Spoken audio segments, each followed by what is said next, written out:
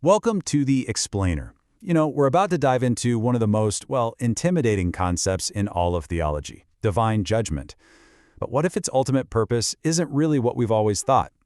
We're going to break down a text that presents a really surprising view on the basis, the process, and, the final goal of this whole cosmic reckoning. So the text we're looking at really hinges on this powerful and kind of mysterious phrase from the book of Revelation, the second death. What is that exactly? And what does a concept like that tell us about the nature of ultimate justice? That's really the core question we're going to be tackling today. All right, so to really understand this, we're going to follow the text's own logic. We'll move through 5 key themes. First, the basis of judgment. Then, we'll look at who is being judged. After that, the process itself. Then, the consequences. And finally, and this is maybe the most important part, the ultimate purpose behind the whole thing. Okay, let's dive into our first section, the basis of judgment. So what's the fundamental reason for judgment anyway? According to this text, what's the standard that's even being applied here? Well, the text establishes this one central figure. It calls it the second person of God. This is the one who acts as the agent for both setting the law and carrying out the judgment. So the idea here is that this single authority is the source of the divine standard and is also the one who enforces it. So what is that standard? Well, the source argues that pretty much all judgment comes from violating just one single core principle. It's described right here as the commandment of love. And according to this view, basically everything hinges on this one concept. Yeah, according to the source, failing to follow this one law is what makes a divine reckoning necessary. It's not about breaking some huge, complicated legal code. Nope. It's just about the failure to live by this one fundamental commandment of love. All right, section 2, the subjects of judgment. So if violating the commandment of love is the basis, then who exactly is subject to this judgment? Let's take a look. The text is pretty clear that the scope of judgment is, it's universal. It includes fallen angels who left their posts, those who don't believe in the Son, and even people who were forgiven but then, fell away from their faith. And finally, all of humanity for everything they've done in their lives. Now, what's really fascinating here is how the text uses these powerful farming metaphors to show the difference between those who are saved and those who are judged. You've got the saved, who are described as wheat that gets gathered up, or good fruit from a healthy tree. But then you have the judged, and they're called chaff that gets burned up, or thorns and thistles that are cursed and burned. It's a really stark contrast. Okay, let's move on to section 3, the process of judgment. So we know the why and the who. But how does this process of judgment actually work? Let's get into the details. So a key event that's described here is called the Great White Throne Judgment. And this isn't some quiet, private affair. No, it's described as a formal, totally public proceeding where the dead are judged based on their works, which have been recorded in books.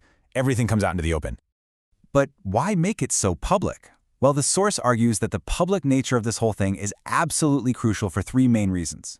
First, it's to show the absolute justice of God to literally all of creation.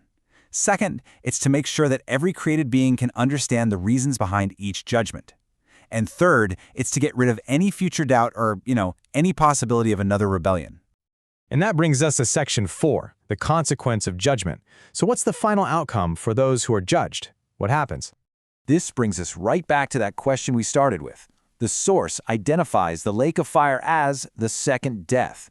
It's presented as the final, ultimate state for everyone who's judged for their rebellion against that divine commandment of love.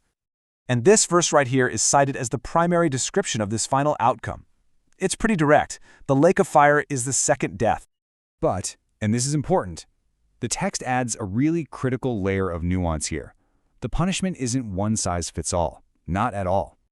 See, citing a parable from the Gospel of Luke, the text suggests that punishment is directly proportional to how much someone knew and what their intent was. So, if you know your master's will but you disobey, you'll be beaten with many blows. But if you don't know and you do something wrong, you'll be beaten with just a few blows. It's all about what you knew. All right, section 5, the purpose of judgment. And this is where we get to the ultimate purpose behind this whole process. This is where everything we've talked about really starts to make sense. So get this. The source argues that judgment isn't an end in itself. It's not just about punishment. Instead, it's a means to a much, much larger cosmic goal, the final completion of creation itself. And this really illustrates the final logic perfectly. Think of it like this. Step 1. Sin is the root cause of death. It's the disease. Step 2. Judgment is the process that gets rid of sin. It's the cure. So, step 3. Judgment makes it possible for the final destruction of death itself. By surgically removing the sin, its consequence, death, can also be eliminated forever. So the text presents this vision of a new creation as the final state that's made possible by this whole process, a world where there's no more death, or mourning, or crying, or pain, because, as it says, the old order of things has passed away. That's the end goal. So the crucial point that this text presents is really a final question for all of us to think about. What is the ultimate purpose of divine judgment? Is it punishment, or is it purification? It frames judgment not just as some terrible ending, but as a necessary purification for a brand new beginning.